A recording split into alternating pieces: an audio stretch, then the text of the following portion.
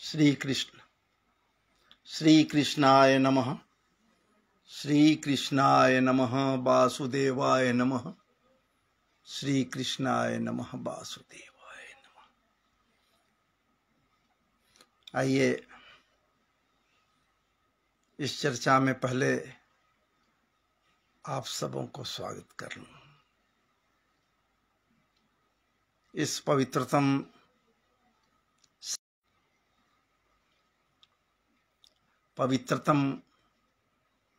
परिचर्चा में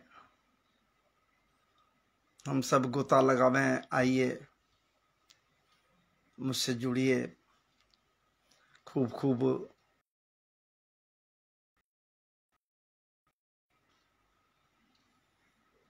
खूब स्वागत है आपका इस परिचर्चा में। नेट नहीं है, बदल देते हैं, देखते हैं। तो मेरे प्रिय आत्मीय श्रोताओं, भगवत कृपा आप सबों के ऊपर सदैव बनी रहे, सदैव बनी रहे। हमारे साथ अभी सबसे पहले वेंकटेश शर्मा जी जुड़े हैं। आपका ही नहीं वरन आपके समस्त पारिवारिक परिवेश के ऊपर भी उनकी कृपा बनी रहे। ये मास चल रहा है, क्या बात है। ये मास पवित्रतम मास है। भूत भावन भोलेनाथ का ये मास है, इसलिए उनकी कृपा बनी रहे। अनंत बलवंत हनुमंत लाल जी की कृपा बनी रहे। और जहां दास की कृपा होती है तो फिर कहना ही क्या है। दास की कृपा, अनंत बलवंत हनुमंत लाल जी सुलझे हुए दास हैं। और जब दास की कृपा होती है तो भला स्वामी की कृपा कैसे नहीं, ठाकुर की कृपा कैसे नहीं। जहां हनुमान वहां श्री राम, वही तो सब कुछ है। जहां दास वही स्वामी, जहां स्वामी वही दास। दासानुदासो भवितास्मि भूय्या। और क्या चाहिए। आइए श्री गणेश करते हुए गुरुदेव का चिंतन मनन स्मरण करते हुए कुछ आपके समक्ष रखूं। महाराज जी, आपका ध्यान कृष्ण मैं इस बात पर कराना चाहता हूं या करना चाहता हूं। श्रीमद् भागवत के अंतर्गत ही आपको लेकर चलूंगा। प्रारंभिक क्षण में आप आइए ना। व्यथित है, व्यग्र है, आतुर है, उत्कंठाएं बनी हुई हैं हृदय में। महाराज जी, और जब लगन लग जाता है हृदय में तो लौल्यताएं बढ़ जाती हैं, या फिर लौल्यताएं जब बढ़ती है तो लगन लग जाता है, आतुर हो जाता है किसी चीज के प्राप्ति के निमित्त। ये हमको मिल जाए, ये हमको मिल जाए, ये हमको मिल जाए, वो हमको मिल जाए, चूंकि मेरे पास है नहीं। और ऐसे परिस्थिति में लोग वो कर बैठता है जो नहीं करना चाहिए। करता है लोग, सब कोई करता है, कौन नहीं करता। ये उसमें भी ये जीव, उसमें भी ये जीव तनिक भी ये जीव नहीं विचार करता कि मैं किसका अंश हूं। जरा सा भी विचार नहीं करता कि मैं हूं तो किसका अंश हूं।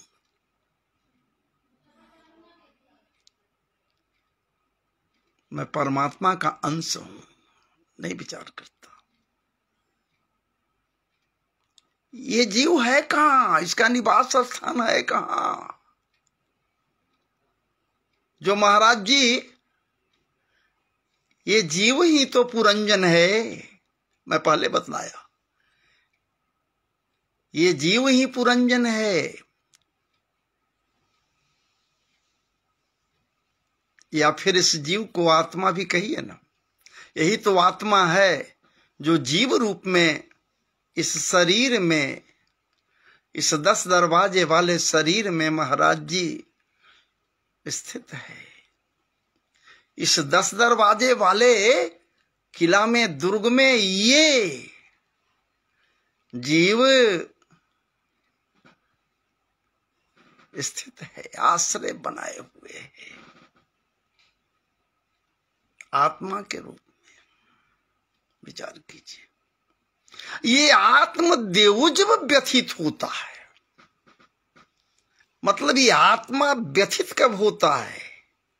किसी चीज की कमी जब खलती है तो ये आत्मा व्यथित होता है, बेचैन हो जाता है, आतुर हो जाता है, आकुल हो जाता है, व्याकुल हो जाता है किसी चीज के संचय के लिए। ये भी नहीं विचार करता कि नदी न संचय तीर, कुछ नहीं विचार होता। जहां ये भावनाएं उपजती हैं इस आत्मा के भीतर कि हमें संचय करनी है, हमको चाहिए, हमको चाहिए, हमको चाहिए, ऐसे परिवेश में व्याकुल हो जाता है, आकुल हो जाता है। अरे यही तो वो आत्मदेव है, यही तो वो पुरंजन रूपी आत्मदेव है। क्या बात है, व्याकुल है, हमें वो चाहिए, वो चाहिए, वो चाहिए। उसमें सर्वोपरि जो इच्छाएं हैं वो ये है कि हमें संतति चाहिए, संतान सुख नहीं है, हमें संतान सुख चाहिए। ये आत्मदेव, ये आत्मा भीतर है, वो कह रहा है। भटकता है, भटकता है, निर्विरोध रूप से भटकता है, एक जगह नहीं, न जाने कितने कितने स्थानों पर भटकते रहता है। ये आत्मा, ये आत्मदेव, ये आत्मदेव रूपी पुरंजन जो पूर्व में तो है ही, लेकिन भटकने के लिए कभी बाहर भी चला जाता है, आश्रय ढूंढता है। कुछ ऐसा आश्रय मिल जाए जहां से ये व्यथित मन शांत हो जाए। और यही तो हुआ। ये आत्मदेव, ये कोई बेवकूफ नहीं है। आत्मदेव, ये आत्मा जो भीतर है, ये कोई बेवकूफ नहीं है। जीव है तो क्या है, ईश्वर अंश है जी। ये कोई सामान्य और साधारण ये भी नहीं है, असाधारण है। लेकिन परिस्थिति का दास ये भी है। और जब दासत्व को ये प्राप्त कर चुका है, परिस्थिति का दास है। क्या बात है, व्याकुल हो गया, हमें वो चाहिए, वो चाहिए। और जिसमें प्रधानता संतान सुख का है। और इसे वो मिल गया, इसे वो मिल गया, दिखलाई दे दिया वो। क्या बात है, जो सत्यात्मक है वो संत है। एक संत मिला ठाकुर के रूप में, जैसे वहां क्या बात है अविज्ञात था। याद होगा पुरंजनोपाख्यान में पुरंजन का एक मित्र था जिसका नाम अविज्ञात। यहां भी संत के रूप में वही अभिज्ञात तो है, वही अभिज्ञात तो है जो मिल गया। कह रहा है कि देखो, लौल्यता को त्याग दो, ये संतान सुख तेरे भाग्य में नहीं है। ऐ आत्मदेव, ऐ जीव, तुम स्थिर से जहां हो वहीं रहो, संतान सुख को त्याग दो, ये तेरे भाग्य में नहीं है। लेकिन ये आत्मदेव जो हैं, ये जीव जो है उसे व्यग्र रहता है। लाख समझा दो, लाख बुझा दो, कहीं कोई मेरा अंतिम क्षण होगा, आपके चरणों में मैं प्राण को त्याग दूंगा, ब्रह्म हत्या लगेगा। मैं ब्राह्मण हूं, श्रेष्ठ हूं, मैं आपके चरणों में प्राण को त्याग दूंगा सर पटक पटक कर, तो फिर आपको ब्रह्म हत्या लगेगा। इसलिए मेरा मित्र और परम मित्र से मेरा सुहृद बन जाइए ना, मेरा कल्याण कीजिए ना, वो दीजिए ना जिसकी कामना हमें है। अरे परमात्मा भी किसी को मदद करता है, निष्काम भाव से जाओ तब। आप कामना को सहेज कर समेट कर जाओगे तो वो भी साथ नहीं देगा। निष्काम, कामना रहित होकर। यहां कामना को लेकर महाराज जी आत्मदेव जो महापंडित हैं, विद्वान हैं, ऐसा नगर, क्या बात है, सुरम्य नगर है जहां के ये निवासी हैं, अनुपम नगर है ये नगर क्या है जिसका 10 दरवाजा है। महाराज ये अनुपम नहीं होगा तो और क्या होगा, ये अनुपम नगर है। अब तुंगभद्रा नदी के तट पर ये अवस्थित ये अनुपम नगर है। ये नदी है क्या महाराज, जीवन रूपी ये सागर है, संसार सागर है, अनुपम है, ये सागर का हिसाब नदी है, जहां पर ये तुंगभद्रा अनुपम नगर है। ये 10 दरवाजे वाला, 10 द्वार वाला अनुपम नगर है, जहां के ये हैं जीव, जहां के ये आत्मदेव जी हैं। विचार कीजिए, फल दिया संत, फल दिया इनको, लीजिए, ये लीजिए, इसे ले जाकर आप अपने पत्नी को खिला दीजिए।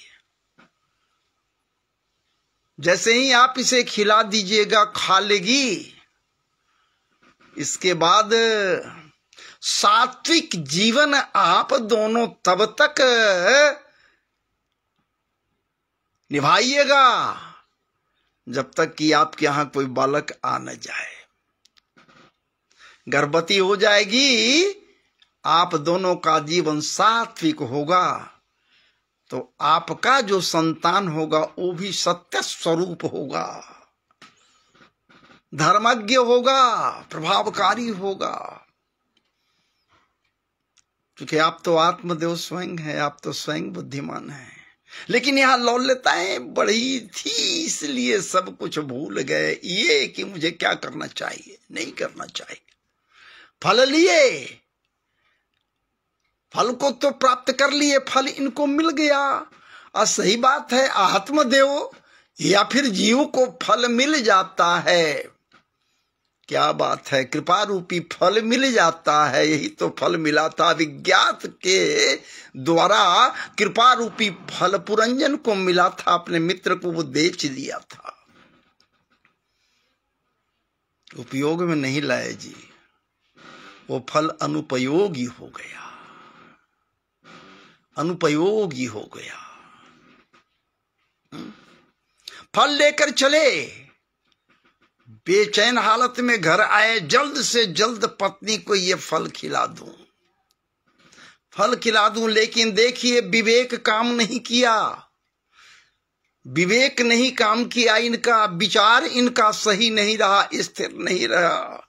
ये मन, क्या बात है, अपने बस में कर लेता है, चित्त को बस में कर लेता है, चित्त मन को बस में कर लेता है, आत्मा को बस में कर लेता है। विचार कीजिए। अब बस में जब कर लेता है तो महाराज जी कैसे होगा काम। गए, पत्नी बाहर आई, पत्नी बाहर आई, फल दे दिए, पत्नी को फल दे दिए। ये जीव है, ये आत्मा है। विचार कीजिए, किसे दिया? पत्नी को दिया। बुद्धि क्या है? यही तो पत्नी है। लेकिन महाराज जी फल खिलाए नहीं, दे दिए, ले ली, वो बतला दिए एक भक्षण कर लेना। देखिए, जहां बुद्धि है तो भला जीव तो बुद्धि के बस में है, वही तो पुरंजनी है, वही तो पत्नी ही पुरंजनी है। इस पुर की मल्लिका वो है स्वामिनी, वो पुरंजनी है। तो भला ये जीव उसके बस में नहीं होगा तो क्या होगा? समुचित फल है, सुंदर फल है, सौरभ्यता से परिपूर्ण ये फल है, और महत्वता से परिपूर्ण ये फल है, पवित्रतम फल है जो संत के द्वारा इस जीव को प्राप्त हुआ है। आत्मा को प्राप्त हुआ, आत्मदेव को मिला है, तो आत्मदेव का तो फर्ज बनता था कि अपने पत्नी, क्या बात है, जो पुरंजनी के रूप में है, अर्थात पुरंजनी हटा दीजिए शब्द, जो पत्नी हमारी है, जो पत्नी है, जो सदैव पतन के मार्ग से बचाती है पति को। अगर पति पतन के मार्ग पर जा रहा हो तो महाराज जी पत्नी उसे पतन के मार्ग से बचा देती है, इसीलिए तो वो पत्नी है।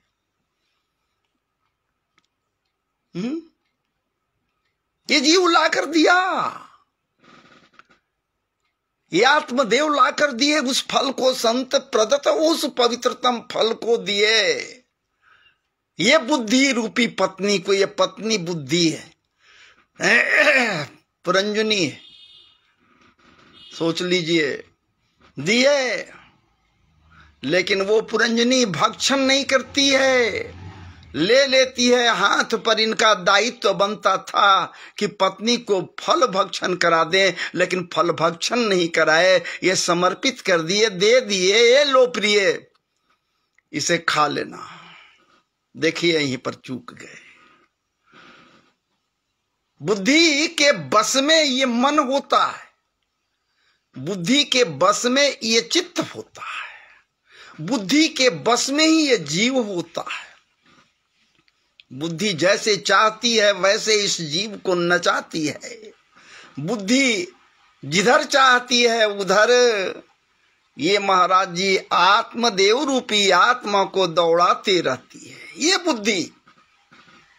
बुद्धि पत्नी है। और जो कोई भी इस बुद्धि का सही उपयोग नहीं किया, इस बुद्धि रूपी पुरंजनी का सही ढंग से उपयोग नहीं किया, उसका महाराज जी क्या बात है, क्या कहा जा सकता है। जो गति पुरंजन का हुआ, पुरंजनी के वियोग में प्राणांत जब हुआ, क्या बात है। स्त्री जोनी इनको भी मिल गया, जो होना चाहिए था नहीं हुआ, ऐसा कुछ नहीं हुआ। जो होना था, संतान सुख इनको मिलना था, नहीं मिला। चूंकि ये बुद्धि क्या बात है कि बस में ये जीव है, कह दी, झूठ बोल दी कि हम खा लिया है, पा लिया है, फल भक्षण कर लिया है। लेकिन ये तो गौ माता को खिला दी परीक्षा लेने के लिए।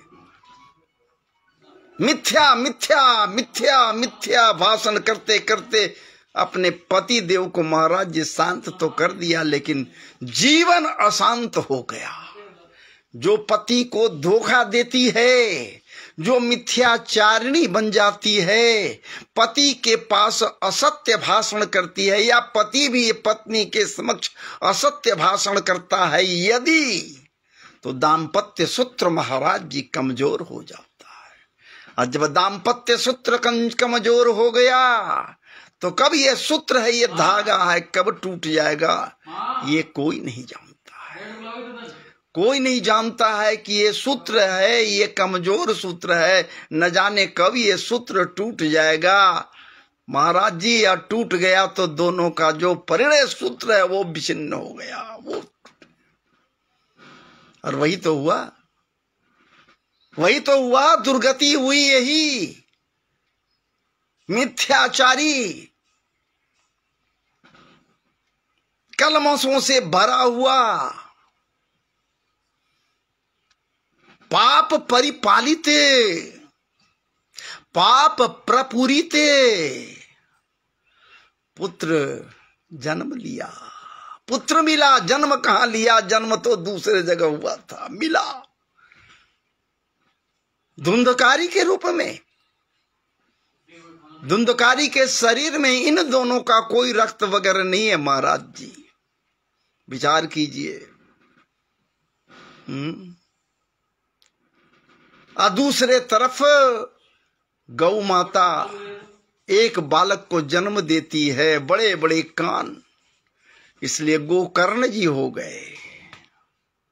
अति संस्कारी, परम विद्वान गौ माता का जीवन आप सोच लीजिए कि कितना सात्विकता से भरा होता है गौ का जीवन। इसलिए गौ के गर्भ से जो जन्म लिया गोकर्ण, परम विद्वान। लेकिन अब तो चूंकि इनके यहाँ के ही अंश से पला है, वो गौ का पोषण हो रहा है, तो भला ऐसे परिस्थिति में पुत्र जो हुआ वो भी तो इनका ही पुत्र कहलाएगा ना। इसलिए ये जो बुद्धि है, इसके बस में जीव सदैव रहता है। बिना विचारे यदि बस में रहा बुद्धि के, तो बुद्धि तो वही करेगी ना, बुद्धि वही करेगी। बुद्धि अपने अनुसार इस जीव को नचाएगी, आत्मदेव को नचाएगी। और उचित ढंग से यदि एक्टिव बनाई ये बुद्धि, तो फिर कहना ही क्या है, हा? और इसी पवित्र बुद्धि को तो भीष्म कुरुक्षेत्र के मैदान में सरसैया पर पड़े हुए हैं। इसी बुद्धि मति इतिमति रूप कल्पिता वितृष्णा, विचार कीजिए, समर्पित किए थे श्री ठाकुर जी के श्री चरणों में। तो चलिए कुछ देर आपके समक्ष आया और चिंतन किया, आपके समक्ष कुछ रखा लाइव आकर। और बड़ी अच्छी बात है, आप सब मुझसे जुड़कर रस का आस्वादन किया। ठाकुर जी की कृपा बनी रहे। विशेष आगे तो हम कथा कुछ लेकर आए नहीं हैं। तो आइए मैं समापन करूं। समाप्त कतई होता नहीं, विराम लिया जाता है। यहाँ भी मैं विराम ले रहा हूँ। राधे राधे, जय जय श्री राधे, जय जय श्री राधे, जय जय, आपका कल्याण हो।